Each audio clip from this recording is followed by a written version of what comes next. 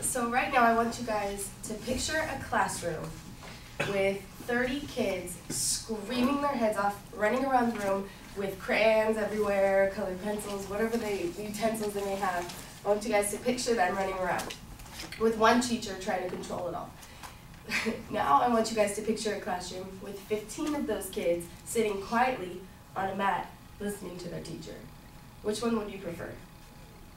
The second one. I definitely prefer the second one. I would prefer the quiet classroom for sure. I work at a private school. Oh, so today I'm going to be talking to you about teachers, the classroom environment, and the negative parts about a public school, and then also how it relates to you guys as college students today. So I just want to start off by saying that I work at a private Christian school, and I'm a teacher there. I do a lot of substitute teaching, and I do a lot of the daycare work, and I help out with the kids on the campus, and they have me doing various jobs throughout the campus. So I've learned a lot recently being there. There are definitely differences between a public and a private school, and that's what I'm going to talk to you today about. One difference, though, is between the public and the private school is the student-to-teacher ratio. There are about 15 to 20 students per one teacher at a private school in each classroom. So it's very secluded. It's easier to learn. The habits are easier. And there are also a lot of parent helpers that come in and like to help the teachers. And it gives the students more personalized teaching. It gives them more opportunities to learn better, because more students don't learn better in a huge classroom with distractions. They learn better with one-on-one teaching. So it's easier when it's smaller.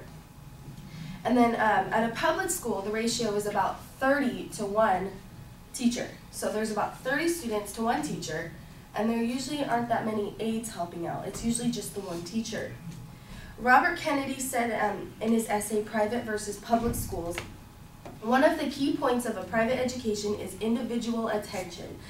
You need student-to-teacher ratios of 15 to 1 or better to achieve that goal of individual attention. On the other hand, a private school system has to take almost anyone who lives within its boundaries. In public schools, you will generally find much larger class sizes, sometimes exceeding 35 to 40 students in some inner-city schools. At that point, teaching rapidly degenerates into babysitting. I really like that quote that that Robert Kennedy used because that he was saying, because it explains like a lot of the reason why public schools has a lot of children who fall behind than private schools. Private schools, you're almost guaranteed to go up to the next level because the teachers are always on you. In public schools, the teachers, it's harder for them to be after you and see where you are. My second reason is the negative aspects about a public school is that public teachers could get away with not teaching. My mom is a teacher at a public school, and she's been teaching there for 27 years, and so I have a good understanding of private and public, because I constantly go over to her school and I help her with teaching because she doesn't get the right assistance. So she works at a public school, and she always tells me about the teachers who do not teach at the school, and they have tenure, so they are still able to teach, even though they have not been doing their job. And it also makes, that's a huge problem on the children nowadays. They also have the teachers' aides who are supposed to help the teachers, but they don't help. They just sit down and they relax. So my mom is legally blind, and she's been still teaching, and she still has her job because she's been teaching for so long. She does a great job, don't get me wrong, and she works really hard. However, the teaching aides that she has aren't doing the job they are supposed to do by helping her with the students. They're supposed to be going around and looking at all the kids and helping them with their homework, or helping them with what she assigned them, but they don't. The state sends them these wrong aides. And she's fought it many times, and she doesn't get the right support. And then also anybody can attend. Classrooms are filled with 30 kids, and 10 probably have listening problems or just like to be very distracting, which is a huge problem because I've been in there, so I know, especially with the kids nowadays, I know how how excited they can be. She constantly complains about how the kids who need special attention but don't get it because of the state does not give them the right funding to give the kids the special attention. One more negative part about teaching at a public school is that teachers can't touch their students, which is also a good thing and a bad thing. Because recently, you know, all of those news problems out lately with teachers being too friendly with students, which isn't good. But one example of why it's also not good not to be able to even help them is my mother saw a kindergarten student running into the street with 30 cars, and when she went to grab him to pull him away because he was almost in the street with cars whizzing by, she grabbed him and she got called into the office, and the office had told her, you cannot touch the students. And she got in big trouble because she tried to save him and she grabbed him. So that was one problem with why you can't touch the students. It didn't help her at all. And she was thinking the whole time, wow, I just tried to save a life and I got in trouble for saving a life. And also it's nice at a private school because the teachers get to hug and comfort their students and give them the special attention that they need. It's a very loving environment. And then the last reason, which relates to you guys, college students, is when you're deciding to transfer to a college. If you're deciding to go to a university or like a private school like Biola or Pepperdine. Tuition rates are a little more costly, but there are scholarships, and in the end result, you are almost guaranteed a job. Half of my friends have graduated from a public school, half of them have graduated from a private school, and the ones that have graduated from Pepperdine or Biola were guaranteed a job with a higher paying rate already, which is awesome, because they did pay a little more, but they had tuition and scholarships that were given to them. Also, the teacher to student ratio is a lot smaller, which helps them a lot because they get to learn one-on-one, which is why their grades tend to be a little bit higher. Pepperdine, for example, is 13 to 1 teacher. Biola is about 16 to 1 teacher. And it's really awesome because in the end, a lot of my friends still have a very high-paying job. And then to finish off, I just wanted to read a little statistic. Debate.com is available to a wide variety of people who get to say whether they prefer one side or the other. And 60% of them preferred private school compared to 40% who preferred public school. And a lot of the reasons were very interesting to read. They were talking about the tenure, and this is where I got a lot of my information. And also, private school overall has more benefits and can be a better education in the end.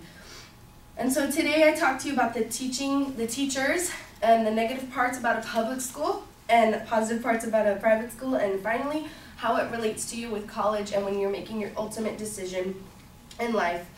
So when you look at what school you want to go to, pick the better choice and pick a private school. Thank you.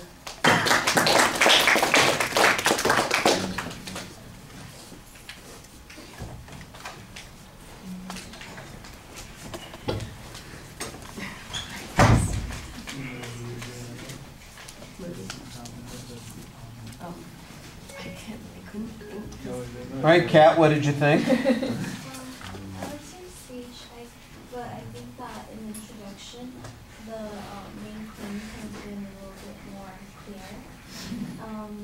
Her transitions were okay.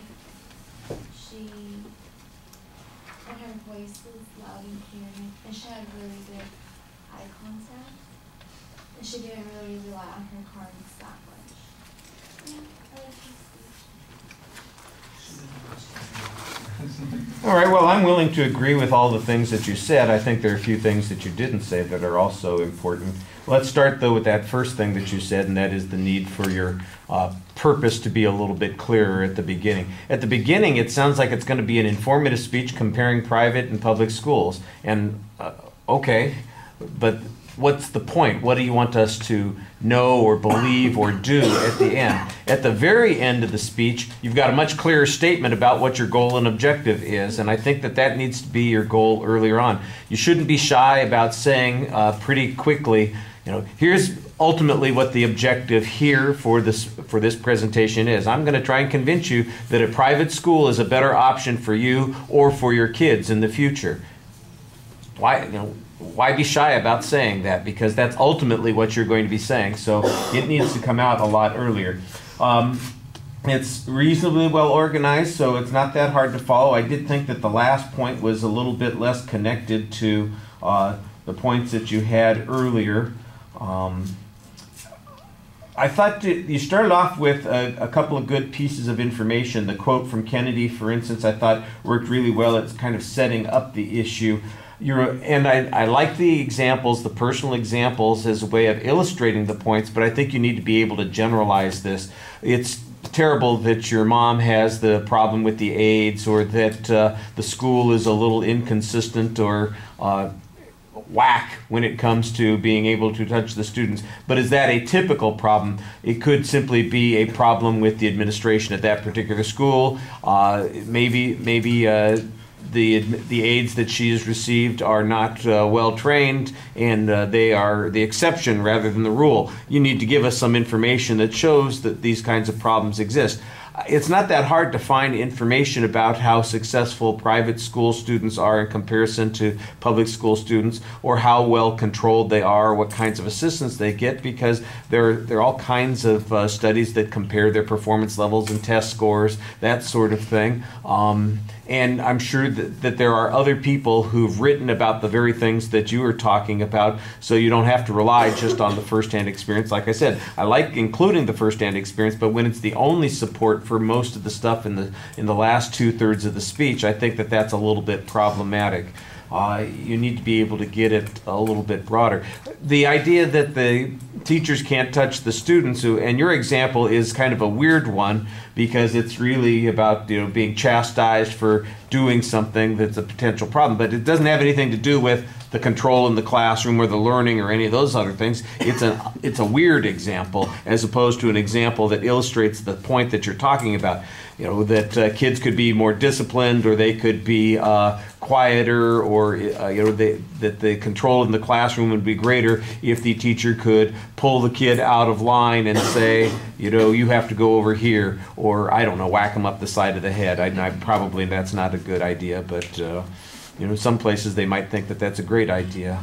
You know, I didn't go to Catholic school, but I heard enough about how the nuns whack people with the rulers to know that that apparently is something that does still happen. So, any of you go to Catholic school and get whacked by a ruler? Yeah. Okay, so there you go. You know? No, so the idea that maybe, you know, some physical force might be appropriate, I don't know, but you know, the example that you have just doesn't seem to fit the whole thing that you're talking about. It felt a little bit off. You know, you apologized about your voice ahead of time. I thought your voice was fine. When you listen back, I don't think you're going to see there's any problem. You've got good delivery. Everything in the delivery was solid. All right, thank you.